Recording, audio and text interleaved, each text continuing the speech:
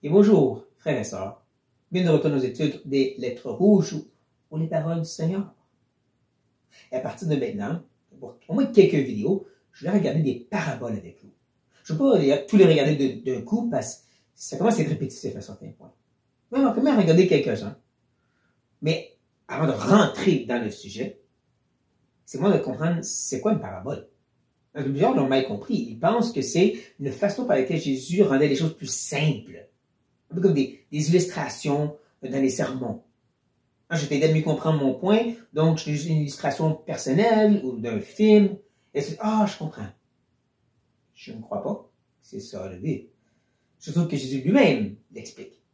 Oui, il y a vraiment une section où Jésus prend le temps d'expliquer c'est quoi le but des paraboles. On va regarder ça. Ça se trouve lorsqu'il donne la parabole du sommeur ou des 4 terres. Après l'avoir donné, les disciples sont un petit peu perplexes et les disciples s'approchèrent et lui dirent « Pourquoi le parles-tu en parabole? » Ça existait déjà les paraboles dans ce temps-là. Les rabbins, les enseignants religieux du temps, utilisaient ceci, mais les paraboles étaient souvent bien compliquées et les gens ne comprenaient rien. Et c'est pour ça qu'ils demandent à Jésus « Pourquoi tu fais ça? » Tu utilises des histoires que les gens ne comprennent pas, puis ils ne comprennent pas le but de l'histoire non plus, comme les rabbins font. Pourquoi tu fais ça, Jésus? Et voici l'explication que Jésus donne. Jésus leur répondit, parce qu'il vous a été donné de connaître les mystères du royaume de Dieu, des cieux, excuse-moi, et que cela n'aura pas été donné. Et là, tu peux presque dire, c'est un peu méchant, ça. C'est pas le Jésus gentil qui veut que tout le monde vienne à lui. Il dit carrément qu'il y en a que le royaume va être plus exposé devant eux, puis d'autres, ils ne vont pas l'avoir. Mais c'est ça le but des paraboles. Il va continuer à expliquer qu'est-ce qu'il veut dire, mais c'est ça le but. C'est que certains soient plus illuminés et d'autres plus aveuglés. Il continue à expliquer. Car on donnera à celui qui l'a, et il sera dans l'abondance. Mais à celui qui n'a pas, on notera même ce qu'il a. C'est qui les gens qui n'ont pas? Je crois. Dans les circonstances où on se trouve, c'est la majorité des Juifs autour de Jésus. Des gens qui avaient accès à la Torah et tout le système religieux et les prophètes. Tout ce qui avait été donné pour pointer vers Christ, et eux n'ont pas compris. On restait pris dans leur religion et ont pratiqué leur tradition, et ultimement, même ça va leur être enlevé. Le temple va être détruit. La religion va être défaite. Et ça, contrairement à ceux qui ont déjà, comme les disciples.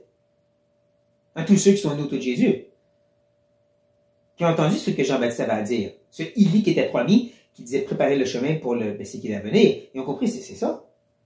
Et donc, ils sont venus à Jésus. Les 12, oui, mais les 70 aussi. Et d'autres. Je le cite ici parce que, manquez pas, qui dit, car on donnera à celui qui l'a, et on va ôter même ce qu'il avait. Qu'est-ce qu'il a dit ici? Parce qu'il a été donné de connaître le royaume, et que pour eux, ça n'a pas été donné. Ça revient à la même chose, c'est vous avez eu, et vous en avoir plus, et ceux qui, comme les autres, eux, vont pas en avoir d'autres. Qui encore semble un peu dur. Mais je continue à expliquer, justement, à quel point que ces paraboles sont pour aveugler les gens. C'est pourquoi je leur parle en parabole. Voici la raison. Parce qu'en voyant, ils ne voient point. Et qu'en entendant, ils n'entendent ni ne comprennent. Donc, catégoriquement, je dis les paraboles sont faites pour aveugler les gens. Pour pas qu'ils voient, pour pas qu'ils entendent. On doit dire que c'est pour rendre les choses plus claires. Non. C'est pour rendre les choses plus confuses, pour la majorité qui périssent et pour que les Écritures sont voilées, comme Paul dit. C'est ça? Et tout ça, c'est à prophétiser en plus. Jésus n'a pas fini. Et pour eux, s'accomplit. Cette prophétie d'Ésaïe. Vous entendrez de vos oreilles et vous ne comprendrez point. Vous regardez de vos yeux et vous ne verrez point. Dieu avait dit bien avant. Ça va arriver. Vous allez voir et pas comprendre. Vous allez entendre et pas percevoir. D'accord? On va dire, voyons, c'est même méchant de la part de Dieu. Mais attends, il explique pourquoi. car le cœur de ce peuple est devenu insensible. Ils ont endurci leurs oreilles et ils ont fermé leurs yeux, de peur qu'ils ne voient de leurs yeux, qu'ils n'entendent de leurs oreilles, qu'ils ne comprennent de leur cœur et qu'ils ne se convertissent et que je ne les guérisse. Je dirais, faites attention, hein. Guérisse ici, c'est pas guérir ta maladie. Clairement, dans ce contexte, c'est guérir leur âme qui sont infectés du péché. On se retourne vers Christ, on les convertit et il vous guérit de cette maladie qui est le péché. Mais ils refusent. En Jésus dit lui-même, c'est seulement celui qui reconnaît qu'il est malade va venir au médecin Jésus. Mais ils n'ont pas compris. On voit la même chose même encore de nos jours, 2000 ans plus tard. Tu leur partages l'Évangile, tu ouvres les Écritures devant eux, et les gens restent aveugles et endurcis. Aveugles et sourds, je devrais dire, parce qu'ils sont endurcis. Je leur dis, oui, Jésus peut te sauver. Je n'ai pas besoin de sauveur. Je ne crois pas en Dieu, mais même si je crois en Dieu, je n'ai pas besoin de quelqu'un pour me sauver. Je peux faire ça moi-même. Je ne suis pas malade. Je ne suis pas dans le piège du péché. Je n'ai pas de jugement sur moi. Je ne suis pas si pire que ça. Tout sauf comprendre. N'oubliez pas que, comme je dis, il est venu avant, leur disant, vous devez vous repentir et vous préparer pour la venue du Messie, pour l'envoyer du Seigneur.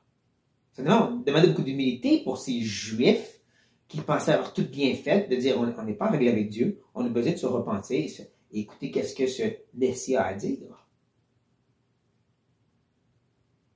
Dans la grande partie, ils ont resté endurcis. Ils n'ont pas voulu entendre ça, ils n'ont pas voulu se croire étant malade. Pensez à l'interaction dans Jean. Quand Jésus leur dit qu'il va les délivrer par ses paroles, puis eux disent, on n'est pas esclaves. On n'a jamais été esclaves. Ils ont été esclaves en Égypte, ils ont été esclaves des Babyloniens. Non, on n'a jamais été esclaves. On n'a pas besoin de délivrer quoi que ce soit de nous autres. Tellement endurcis que Dieu dit, parfait, vous allez rester endurcis et aveugles. Sa justice dit, si tu veux, tu vas l'avoir. Comme à la fin des temps, on l'a vu dans le livre de Thessalonique.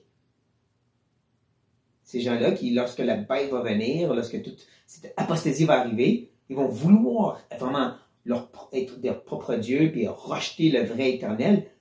Dieu dit, parfait, je vous donne ce que vous voulez. Adorez cette bête avec ses miracles, parce que c'est ça que vous voulez. Une bête qui vous dit, vous vivez dans le péché puis c'est correct. Dieu est juste dans ses jugements. Jésus, en mettant, va maintenant se tourner positivement de nouveau vers ceux qui ont. Mais heureux sont vos yeux, parce qu'ils voient, et vos oreilles, parce qu'ils entendent. Il y a une catégorie quand même de gens pour qui les paraboles, ça les illumine. Ils comprennent des choses. Ils voient davantage la richesse du royaume de Dieu. Ça, c'est ceux qui viennent à Christ, bien sûr. Ceux qui reconnaissent qu'il est le Messie. Justement, Jésus ajoute à ceci, je vous le dis en vérité, beaucoup de prophètes et de justes ont désiré voir ce que vous voyez. Ils ne l'ont pas vu. Entendre ce que vous entendez. Ils ne l'ont pas entendu. C'est fou, n'est-ce pas, que ces prophètes d'autrefois, ces grands hommes de Dieu et femmes de Dieu d'avant, eux voulaient voir le Messie. Ils voulaient entendre le Messie. Ça serait leur espérance. Je dis c'est fascinant parce que de nos jours, les prophètes veulent parler de tout sauf Jésus. Ils veulent parler de toutes sortes de choses, sauf qui est Christ, qu'est-ce qu'il est venu faire et comment il est important. Ils ne veulent pas partager ses enseignements.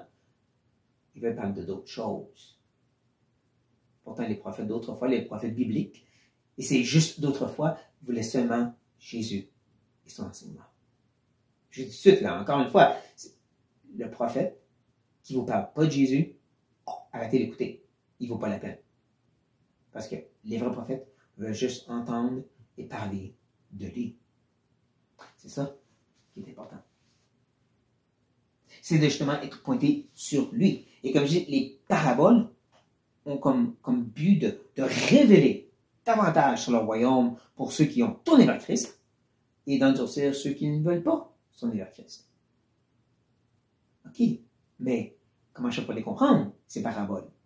La réponse se trouve tout de suite après. Vous donc, ça c'est nous, on pourrait dire, écoutez ce qui signifie la parabole du semeur.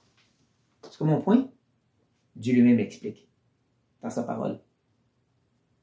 Tu veux savoir ce que ça veut dire? C'est dans sa parole. Dans la richesse de toute sa révélation. Dieu lui-même nous dit ce que ces paraboles veulent dire et exposer.